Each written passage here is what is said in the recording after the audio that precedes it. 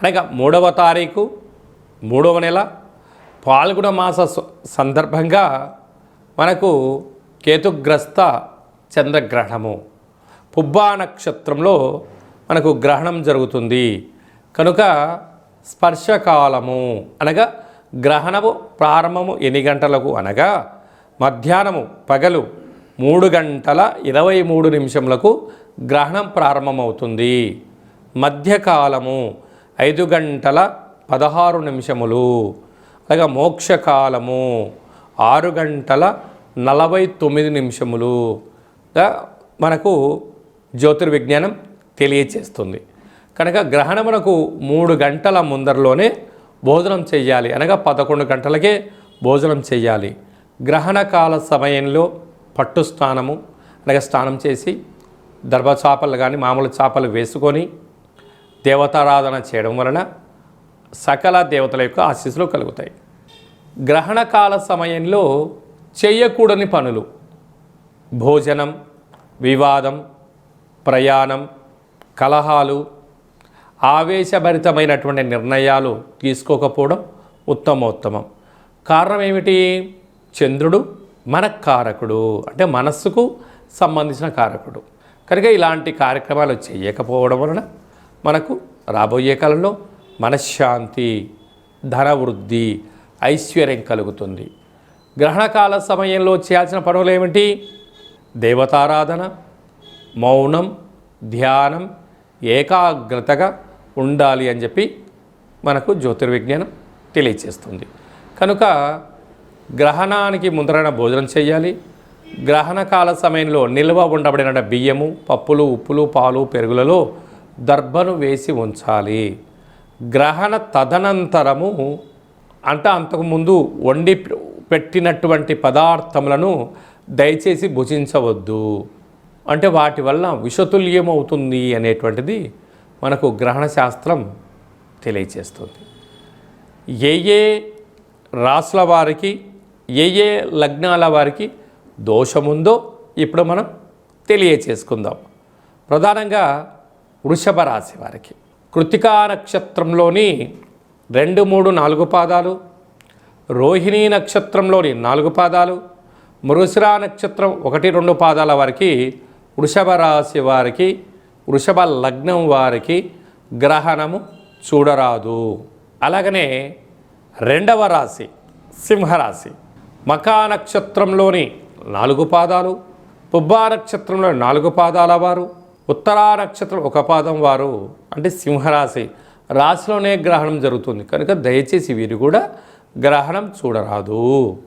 అలాగనే 3వ రాశి కన్యరాశి ఉత్తరా నక్షత్రంలోని 2, 3, 4 పాదాలు, హస్తా నక్షత్రంలోని 4 పాదాలు, చిత్తా నక్షత్రంలోని 1, 2 పాదములు కలిపితే కన్యరాశి. అంటే రాశి నుండి 2వ రాశి కన్యరాశి, రాశి నుంచి వెనుక రాశి సింహరాశిలోనే గ్రహణం అవుతుంది కనుక వీరు కూడా గ్రహణం చూడరాదు. అలాగనే మరి ఒక్క రాశి మకర రాశి. మకర రాశిలో ఏ ఏ నక్షత్రాలు వస్తాయి అనగా ఉత్తరాషాఢ నక్షత్రంలోని 2, 3, 4 పాదాలు, శ్రవణ నక్షత్రంలోని 4 పాదాలు, ధనిష్టా నక్షత్రంలో 1, 2 పాదముల వారికి మకర రాశి అవుతుంది. రాశాధిపతి శని భగవానుడు కనుక మకర రాశి వారు, మకర లగ్నం వారికి దోషం ఉంది కనుక ఏ ఏ రాశుల వారు? వృషభ రాశి వారు, సింహరాశి వారు, కన్యరాశి వారు, మకర రాశి వారికి దోషం ఉంది కనుక ఈ దోషం వారు గ్రహణకాల సమయంలో పట్టు స్నానము, గ్రహణ కాల సమయంలో మంత్ర జప సాధన, తదనంతరము పట్టు స్నానము, రుద్రాభిషేకము, గ్రహణ శాంతి చేయించుకోవాలి అని చెప్పి గుర్తుపెట్టుకోగలగాలి. అలాగనే దానము కూడా ఇవ్వగలగాలి. ఏవిడి దానం ఇవ్వాలి?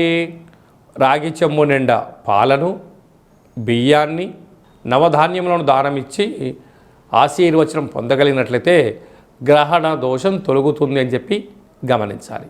గ్రహణ కాల సమయంలో మధ్యమ దోషం ఏ ఏ నక్షత్రాలకు, ఏ ఏ రాశి వారికి ఉందో ఒకసారి గమనిద్దాం. మేషరాశి వారికి మేషరాశిలో ఏ నక్షత్రాలు వస్తాయనగా అశ్వనీ నక్షత్రంలోని 4 పాదాలు, భరణీ నక్షత్రంలోని 4 పాదాలు, కృత్తికా నక్షత్రంలో 1 పాదం కలిపితే మేషరాశి. మేష లగ్నం వారు కూడా అటు యోగము కాదు, అటు దోషము కాదు, మధ్యమం ఉంది కనుక వీరు కూడా గ్రహణను చూడరాదు అని చెప్పి జ్యోతిర్విజ్ఞానం తెలియచేస్తుంది.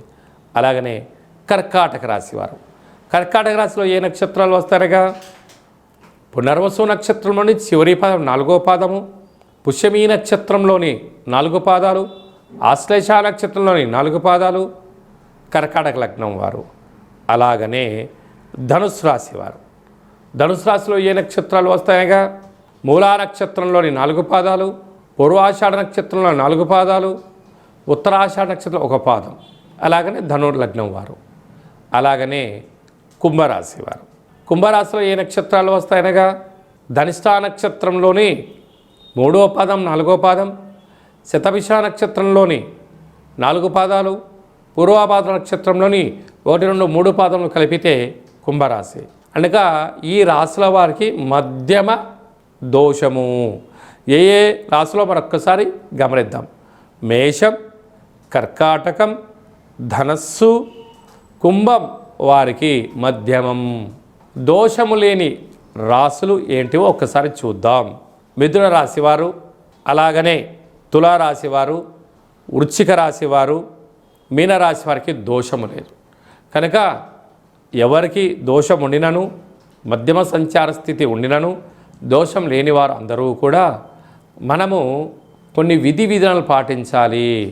మౌనం, ధ్యానం, సత్ప్రవర్తన, పట్టు స్నానము, విడుపు స్నానము, భోజనము 4 గంటల ముందర భోజనం చేయడము, గ్రహణ తదనంతరము స్నానము, దేవతార్చన, దేవాలయ దర్శనము చేయడం వలన సకల దోషాలు తొలగి అందరికీ ఐశ్వర్యం, ఆనందం కలుగుతుందని చెప్పి కూడా గమనించాలి. ఇక్కడ విశేషంగా గ్రహణాన్ని కాల సమయంలో స్త్రీమాతలు అంటే గర్భవతులు ఎలాంటి విధి విధానం పాటించాలి, మన జ్యోతిర్విజ్ఞానం ఏం చెప్పిందో ఒక్కసారి తెలుసుకుందాం. అంటే 3 మాసములు నుండి నవమాసములు నిండేటువంటి స్త్రీమాతలు అందరూ కూడా గ్రహణం మనకు 3వ తారీఖు రోజు కనుక అంటే ముందు రోజు 2వ తారీఖు, 3వ తారీఖు, 4వ తారీఖు అంటే గ్రహణానికి ఒక రోజు ముందర, గ్రహణం రోజు, గ్రహణం తర్వాత కూడా వీళ్ళు బట్టలు పిండడం, కూరగాయలు కట్ చేయడం, అలాగనే పెన్నం పైన వేయించడాలు, పోపులు లాంటివి పెట్టడాలు, కాల్చడాలు, నూనెలో చపాతీలు, పూరీ లాంటివి దయచేసి చేయవద్దు. కారణం ఏమిటంటే గతంలో చాలామందికి గ్రహణం మొర్రి వచ్చిన సందర్భాలు కోకొలలు ఉన్నాయి. అంటే బీరకాయలు, సొరకాయలు కట్ చేసినప్పుడు చెవి, ముక్కు, నోరు, చెవడ, చెంప, దవడ అనేక రకాలుగా స్కిన్లెస్తో అంటే చర్మం లేకుండా పుట్టిన వాళ్ళు పుట్టారు కనుక మీ పుట్టబోయే పిల్లలు రాజులాగా పుట్టాలని, అతిరూప సౌందర్యవంతులుగా ఉండాలని ఒక చిన్న విన్నపం చేత స్త్రీమాతలందరూ కూడా అంటే గర్భవతులు ముందు రోజు, ఆ రోజు, మరుసటి రోజు ఊడవడం, కడగడం, కట్ చేయడం లాంటివి చేయకుండా మౌనంగా, ధ్యానంగా, ఆధ్యాత్మికంగా, ఆహ్లాదకరంగా ఉంటూ వీలైనంత వరకు సంగీతము, సాహిత్యము, దేవతారాధన అలాగే ఆనందకరమైన జీవితాన్ని పొందగలిగినట్లయితే అందరికీ మంచిది.